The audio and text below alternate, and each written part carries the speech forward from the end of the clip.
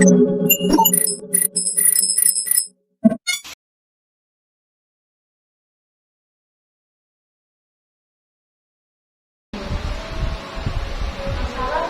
warahmatullahi wabarakatuh. Ibunya ibu tulisannya tuh, ibu namanya siapa? Nama Ibu Rizdiana Else, mengajar di kelas 6. Nah, ibu terima kasih atas waktunya. Di sini kami mohon untuk mewawancara ibu dan kami juga sudah memiliki beberapa pertanyaan untuk bertanya kepada ibu. Pertanyaan untuk pertanyaan pertama tuh, sejak kapan ibu menjadi guru? Kalau CPNS-nya Ibu itu di 1 November 1996. Untuk PNS-nya 8 Agustus 1998.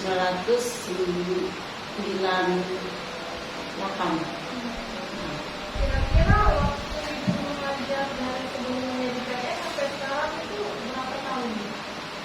20, lebih kurang 23 tahun itu. Sudah sangat lama ya? Iya, sudah. Kurangin aja 96 dengan sekarang gitu ya. Iya, Bu. Nah, 2022 apa namanya kurang ini. Kira 23 tahunan. 23 tahun. Untuk menjadi guru sebenarnya itu cita-cita ibu dari awal atau ada paksaan Bu? Cita-cita. Ya, itu suka anak kecil. Memang cita-cita, makanya kalau dulu kan itu tamatannya memang betul-betul dari sekolah guru setingkat SMA, SPG, dari SPG.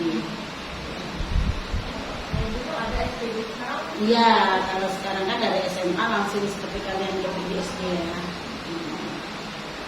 Atau ibu suka dukanya menjadi seorang guru, apalagi kan seorang guru kelas banyak tangannya.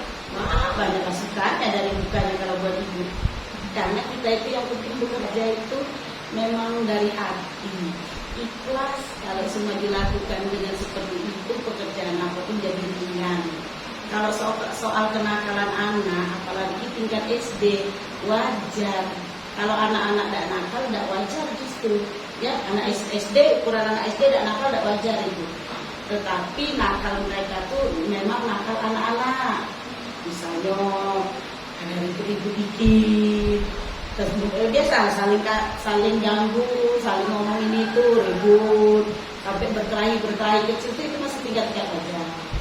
Karena mereka tidak yang istilahnya pakai alat, apalagi di luar proyek-proyekan tuh belum terjadi. Insya Allah kalau di SD dan selama ibu mengajar belum terjadi. Jadi lebih dinikmati apa namanya, prosesnya itu dinikmati, bahwa memang anak-anak ya seperti itu anak-anak.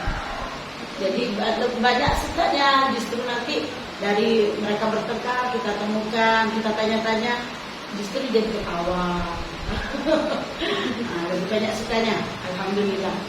Lebih baik kan yang kelas itu kan berbeda tuh. Kalau kelasnya itu tingkat kompetisi kelasnya lebih tinggi daripada kelas tinggi. Nah, kalau untuk kelas tinggi itu gimana Bu? Cara mengawasi kelas agar bisa tertib? Jadi kalau untuk anak SD ini, kita tuh tidak meminta anak tuh tertib seperti dulu. Seperti dulu yang tangan di sini, kan kalau zaman kita ada zaman ibu dulu kan yang namanya tertib, dia tuh anak harus begini, harus begitu. Kalau sekarang ini kan memang anak tuh diberi keluasannya. Misalkan mereka merasa tidak nyaman melihat papan tulis atau menulis yang apa ada di papan tulis lewat duduk, mereka bisa silakan, mereka mau jongkok, mereka ini, mereka itu. Jadi tertib mereka tuh yang penting mereka tuh bisa mengatur diri mereka sendiri untuk tahu apa yang harus mereka lakukan. Jadi misalkan konsekuensinya, misalkan aku duduk di situ, karena mataku kurang jelas kalau duduk di sebelah situ, tidak apa-apa. Itu sudah membuat kita tertib itu. Yang karena pada dasarnya kalau anak SD ini tidak seperti yang orang-orang bayangkan yang rame gitu ya, itu dikatakan ribut atau apa, tidak, bukan. Soalnya mereka kan kalau sebelum pandemi ini kan mereka dikelompokkan kan, dikelompokkan itu jangan kita berpikir bahwa anak kelompok mereka begini-begini ribut atau main, ini jangan berpikir gitu juga. Mungkin kan kita beri tugas, nah, ada yang mereka bahas, kita tinggal ini. Jadi biarkanlah mereka berkreasi. Kalau ibu gitu, ibu silakan mereka berkreasi, silakan mereka ngatur diri sendiri, misalkan untuk maksud mereka kalian kan tertib itu dalam arti mereka diam kan. Nah, diam, tidak nakal, tidak situ. Tidak, tertib itu bukan berarti diam. Ya, tertib itu mereka bisa menempatkan diri seperti sekarang. Kan kita tidak boleh ada apa namanya kantin tidak boleh buka kan, kantin tidak boleh buka. Nah, otomatis apalagi mau keluar jajan kan. Nah, jajan di luar kan tidak boleh. Nah, itu cuma kasih pengarahan anak-anak jam istirahat yang mau bawa bekal silakan bawa bekal. Ibu tahunya tidak ada yang keluar kelas saat istirahat. Istirahatlah di dalam kelas, makanlah bawaan kalian. Kalau tidak kasih bekal, silakan mau main mau apa terserah, yang penting jaga jangan sampai ada keributan. Itu aja. Biar mereka aja ngatur tertibnya. Iya, belajar, tapi tetap kita pantau. Sebelum zaman COVID kemarin kan Bu, proses belajar mengajar itu gimana Bu? Apakah melewat media yang sinyal? Kalau sebelum mengajar COVID ya kita seperti biasa ngajar sesuai jadwal. Ya kalau kita mengajar kita menggunakan perangkat pembelajaran. Mulai kita membuat dari minggu efektif kita sampai ke prota, prosen, silabus, RPP, penilaian. Nah itu harus kita perhatikan semua. Jadi kita mengajar tetap dipandu dengan RPP, ya, dengan RPP seperti ini. Nah kita sesuaikan dengan jadwal, kita sesuaikan juga dengan prota prosennya. Jadi dan setiap mengajar memang selalu diusahakan menggunakan media, baik itu media konkret maupun yang tidak konkret, ya. Yang tidak konkret itu misalnya kita cuma budak bayangkan, nah, yang tidak konkret kan, kalau kita tunjukkan itu berarti ini loh kubus, ini balon, ini apa gitu ya, itu konkretnya. Jadi kan ada yang berupa abstrak, jadi ada yang ini konkret. Harus itu jadi guru memang harus semaksimal mungkin mengajar itu harus menggunakan media. Mau tidak mau ya, sekecil apapun bisa. Bukan tidak bisa semua kita gunakan. Media itu kan tidak harus yang kita buat berupa bentuk apa gitu kan. Media itu bisa yang kita ambil dari, nah yang katanya pembelajaran kontekstual. Nah pembelajaran kontekstual itu artinya kita tuh belajar menggunakan yang ada di lingkungan kita. Di lingkungan sekitar kita, misalkan anak kita cuma suruh sebutkan coba benda di kelas ini yang bentuknya persegi, nah atau persegi panjang, mereka akan menunjukkan meja bu ini bu, nah iya itu kan sudah kan medianya dan nampaknya langsung terlihat yang kontekstual yang mana. Lanjut apa lagi? Kalau itu kan sebelum masa baru Masa baru ini kan lebih sulit Bu cara mengaturnya. Tidak. Kalau dalam masa pandemi kemarin kami menggabungkan antara WhatsApp, pembelajaran pakai ini Zoom, terus kami juga penilaiannya kita pakai Google Form, terus kita di WA juga pakai voice note. Nah pokoknya divariasikan. Jadi kan saat kita Zoom itu kan bisa kita melihatkan media. Kalau kalian mau minta konkretnya ada di TU, memang kami itu juga disimpan. Kalau ini diperlukan, kalau di HP sudah banyak dibuang karena murah. Di situ kita bisa menunjukkan media. Jadi kita tunjukkan yang berupa gambar, kita tunjukkan berupa gambar. Terus yang konkretnya misalnya entah itu berupa kopi, bentuk apa saja yang namanya kita tunjukkan kan. Ini aja.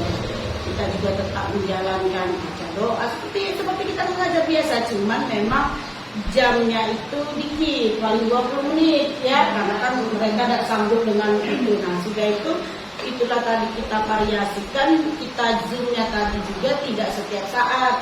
Jadi dalam 1 minggu itu cuma 1 kali. kita kan ada, kalau mungkin kalian sudah belajar kan di dalam tematik itu, dalam satu sub itu kan ada 6 pembelajaran ya.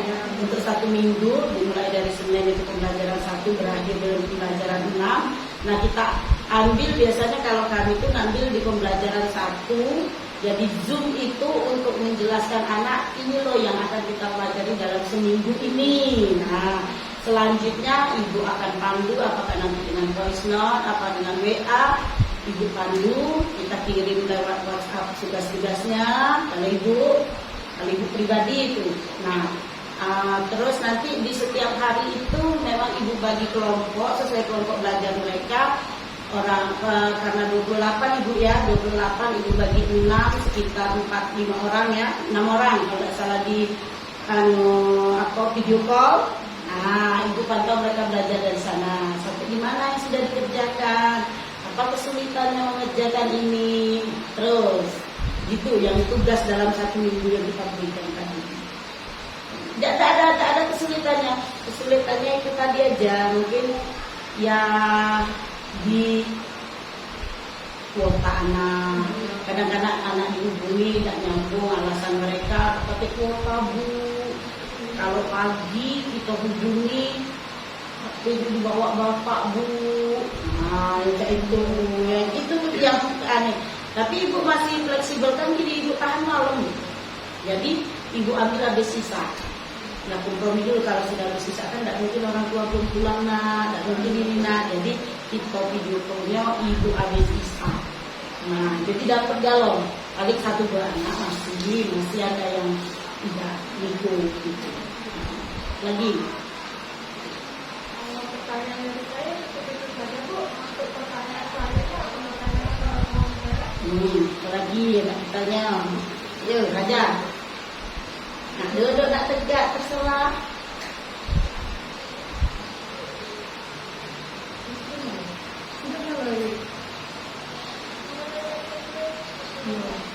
Ibu, apakah soal pembelajaran di dalam kelas itu sudah sesuai dengan RPP yang dibuat? Oh iya harus sudah. Jadi kan ada panduannya sudah seperti kata ibu tadi kan. Kita tidak bisa melangkah yang kalau dulu bisa itu. Kalau sekarang ini memang pembelajaran itu kan setiap satu buku itu satu tema itu terdiri dari 3 sub pembelajaran ya. Setiap sub itu ada 6 pembelajaran kan. Ada 3 sub, 6 pembelajaran. Setiap 6 pembelajaran ini memang harus habis dalam 6 hari. Jadi 1 hari itu 1 pembelajaran. Jadi apabila nanti ketemu di libur, di pembelajaran 3 misalnya hari Rabu kan libur. Nah ini boleh kita majukan atau kita mundurkan. Nah, jadi kali itu juga kalian harus tahu kalau masih dia pakai tematik sampai ke depan ya. Jadi tematik itu tidak ada yang menuju ke meloi, BKG misalnya, oh libur, aku tadi pembelajaran 3 belum libur, berarti besok pas masuk libur pembelajaran 3, tidak begitu. Berarti di libur pembelajaran 3 di hari Rabu tadi, kalau kita libur, boleh kita gabung sebelum atau sesudah. Jadi di hari Kamis, mau tidak mau tetap pembelajaran 4 dipelajari. Nyambung dengan yang lain tadi. Jadi memang sudah terstruktur. Jadi kan di RPP ini lihat terstruktur, ya terstruktur dia dari pembelajaran ini, pertemuan satunya, pertemuan ketiga berarti pembelajaran 3, ya gitu. Jadi insya Allah sesuai, ya insya Allah sesuai kalau menurut kita sih udah sangat sesuai, udah teratur. Nah, cuman kitanya saja yang memfleksibelkannya begini. Kalau kita lihat di buku sekarang, kalau kalian sudah nyimak buku tematik, di situ kan materi kurang. Nah, ada wacana sedikit, cuman ini. Nah, kita fleksibelkan mana yang lebih kita kupas gitu. Nah, kita kupas yang agak dalam, yang misalnya di IPA-nya, di APO-nya, kita sesuai yang mana di buku kita tadi seperti kita kurang, kita udah pendalaman materinya. Jadi di tematik ini memang gurunya harus banyak-banyak baca, banyak-banyak searching di dalam buku. Nah, untuk pendalaman materi. tidak menutup kemungkinan pendalaman materi itu kita tugaskan ke siswa itu carinya. Misalnya anak-anak kalian nanti cari di Google ya tentang tumbuhan apa gitu ya, vegetatif, apa generatif, apa yang mana tumbuhan ini itu. Nah, ya. Jadi lebih banyak ke situ. Ya, gitu.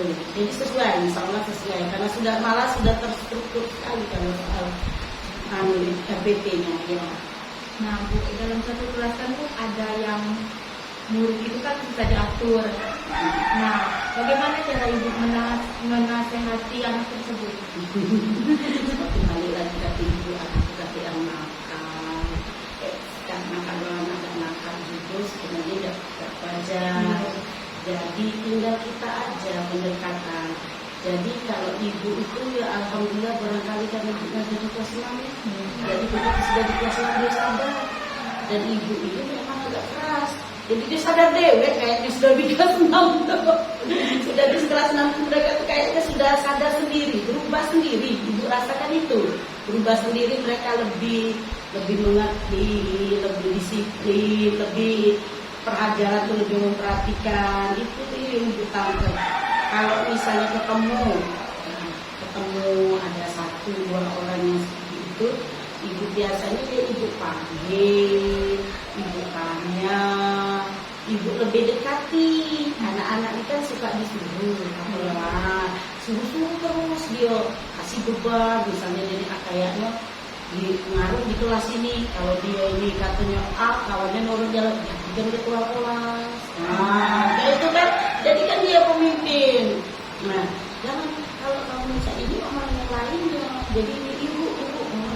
Nah, lebih diperhatiin aja, lebih didekati secara ini apa namanya pribadi ya. Nah, malahan tahun ini ibunya ada yang murid ibu dewek takut kalau dia ini kalau misalnya seumuran ya, bahaya ini anak ini.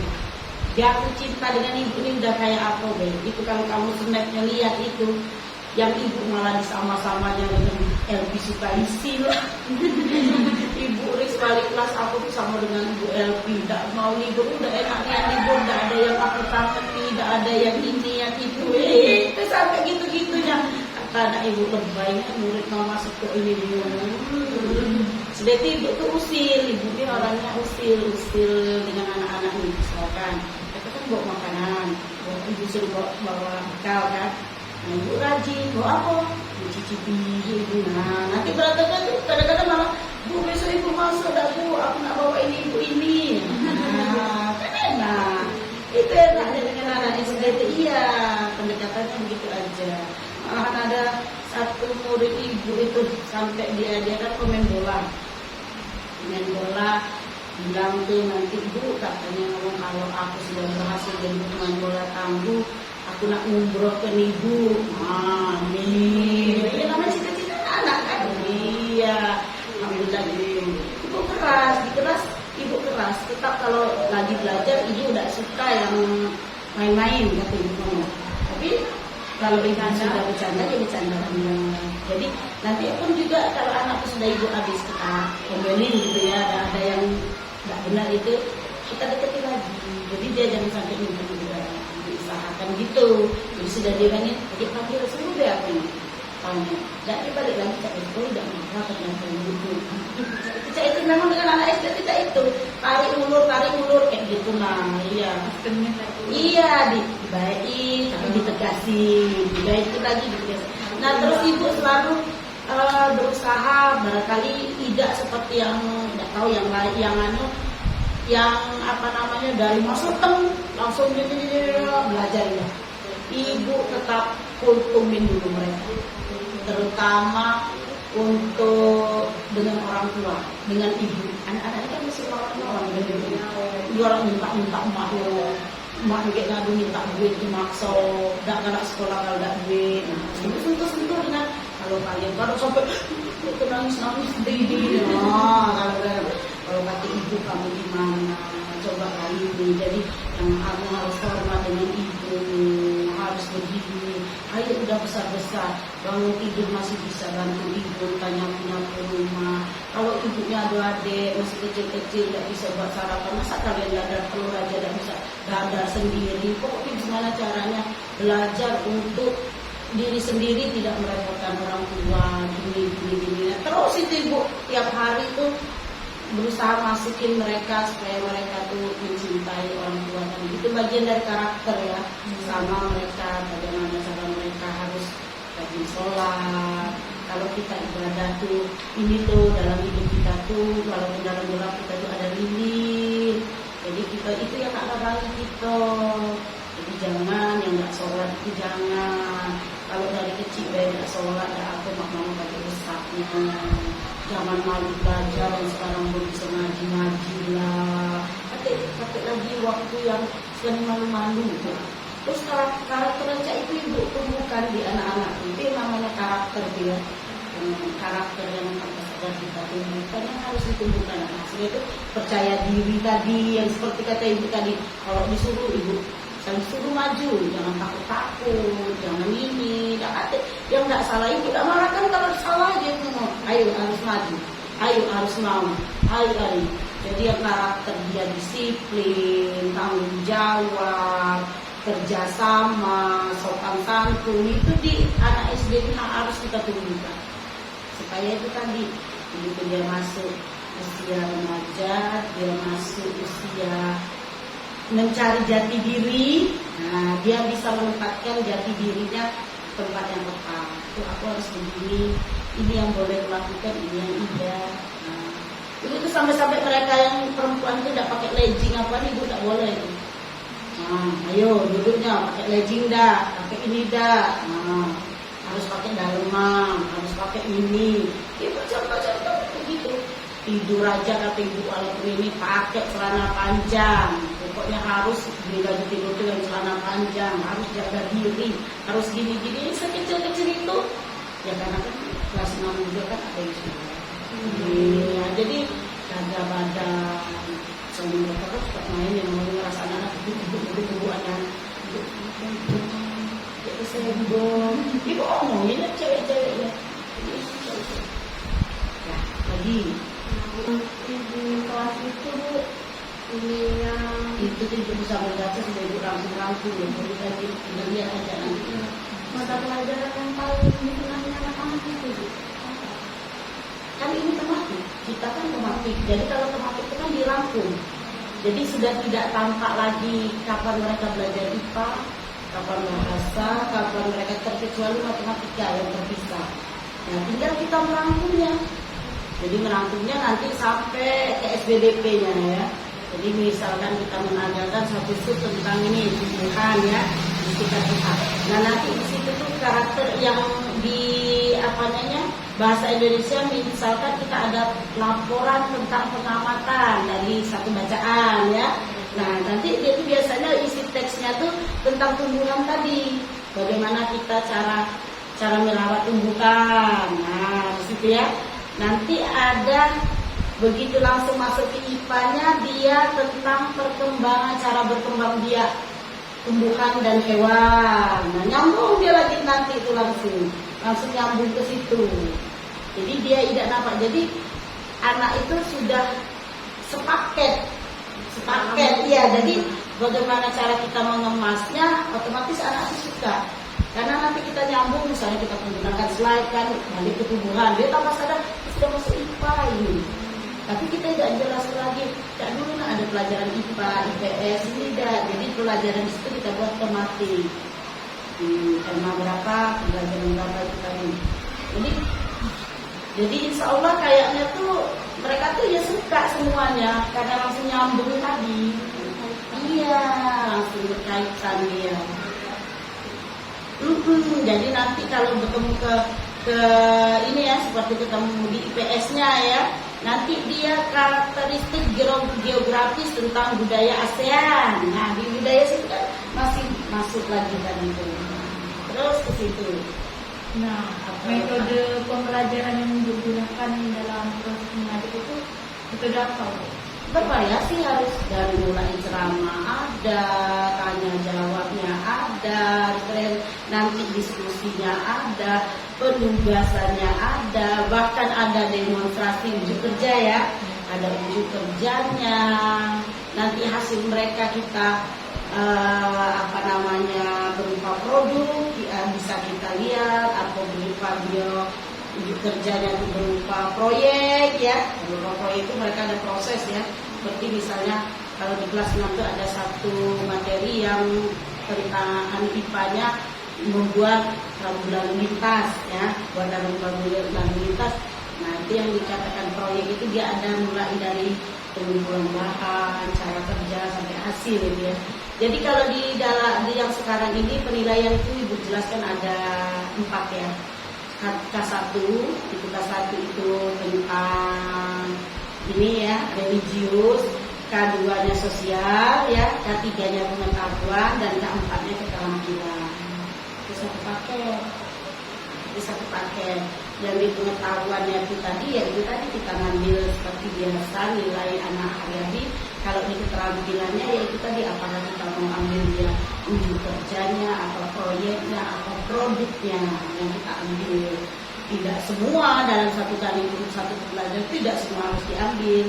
Mana yang disesuaikan dengan dengan pelajarannya itu, dengan materinya ya. Kalau materinya harus mengumpulkan berupa produk, misalnya seperti bunga tadi, mereka misalnya unjuk kerja sini mereka memperagakan, menunjukkan ke depan contoh bunga sempurna. Nah, mereka bawa bunga kan, mereka tunjukkan anak tuh bunga sempurna. Oke, lagi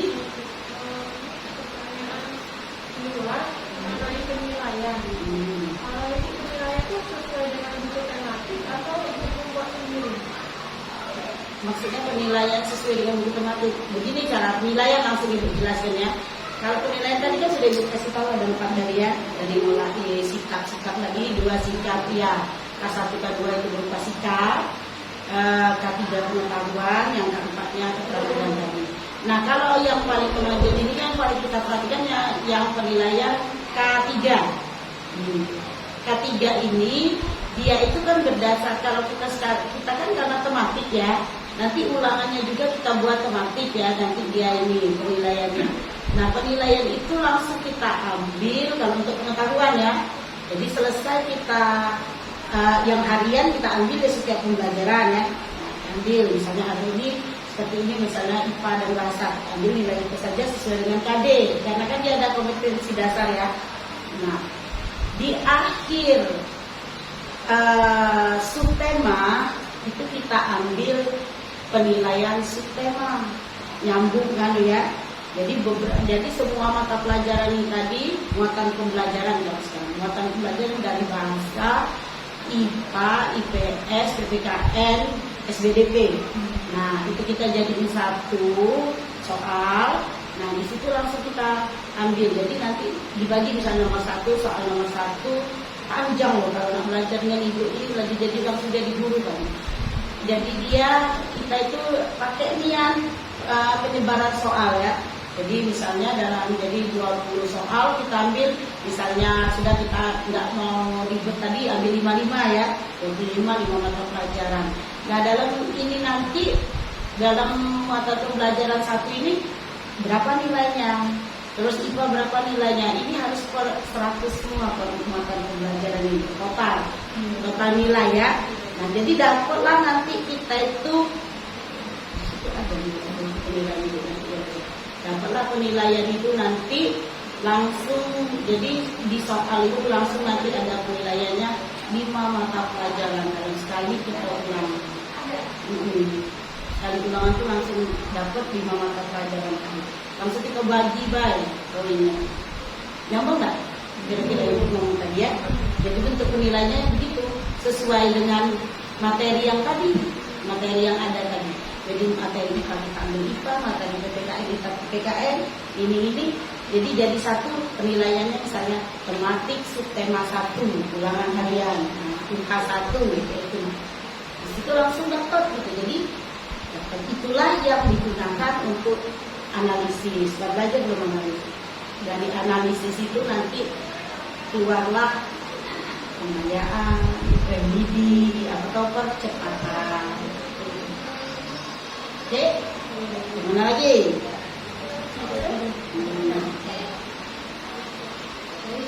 Terima kasih atas waktunya yang telah membantu kami sebagai wawancara.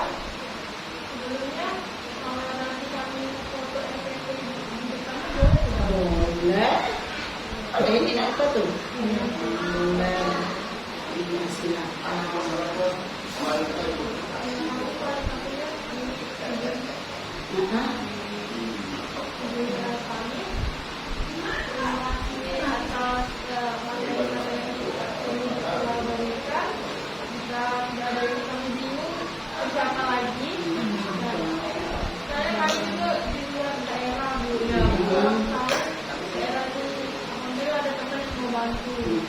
Itulah gunanya. Makanya jadi kalau kita sudah bersahabat itu ya, jangan nganggap itu sahabat. Belajarlah menyelami dan belajar menginginkan diri kita juga sudah jadi saudara. Jadi nanti sampai kita tua kayak ibu ini sudah banyak banget saudaranya. Dan kalau dari SD, SMP, SMA, SPG sampai kawan remaja itu bukan cuma jadi teman, jadi saudara. Ya itu gunanya. Kalau dia jadi banyak saudara, enak banget.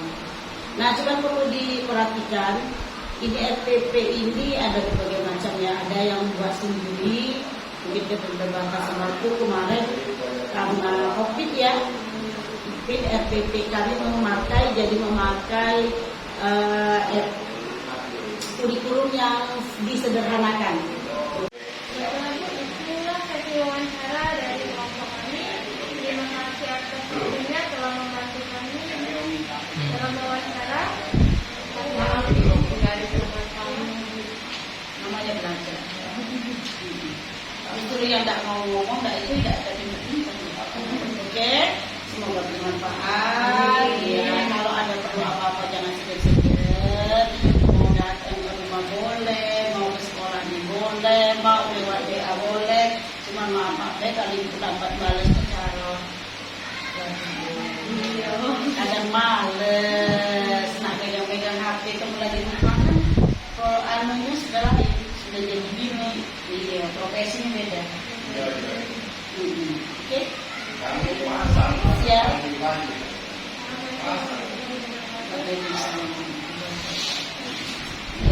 Ini katanya nak foto. Apa boleh sini lah apa-apa kali.